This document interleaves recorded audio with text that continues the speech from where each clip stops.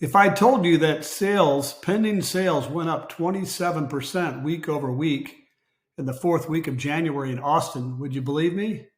Well, it's true, and I want to show you what's going on this week in Austin real estate. It's James Willoughby. Every week we go through and we look at what happened the previous week, and it's pretty granular, but let's look and dive right in right now. So you can see that our inventory here graph is tracking almost identical to last year's graph.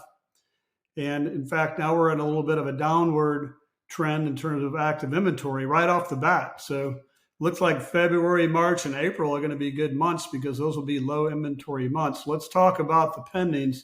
So we just showed you or talked about going from up 27%. So we went from 667 pendings 2 weeks ago to 850 pendings this last week. So that's pretty impressive jump. Now, you see where this is a little hiccup here on this graph. That was because of weather 2 weeks ago. So I really feel like we had left some sales on the table probably 2 weeks ago, and we made up for them here. But you can see we are tracking almost exactly the same as last year. And last spring was a good time to be a seller. So we look at active versus pending listings every week. So these are the new homes that went on the market this last week, 631 versus 850 sales or pending sales last week. So you can see that's quite a gap there.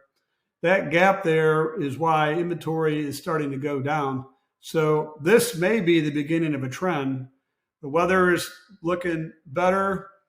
We're going into better time of the year. Interest rates have cooperated.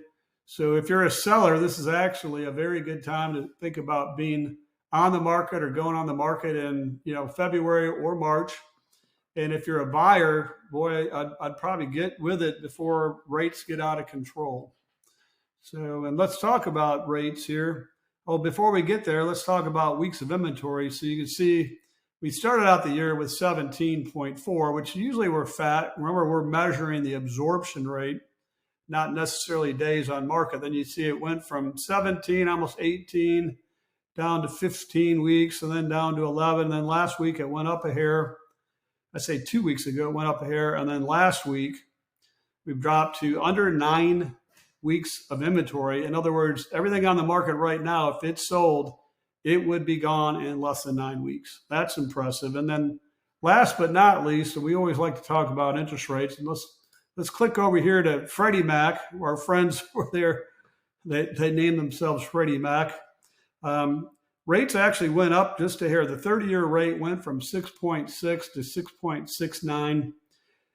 You can, as you remember, the trend line has been down, down, down since, really since end of October here. So I don't really see rates going up.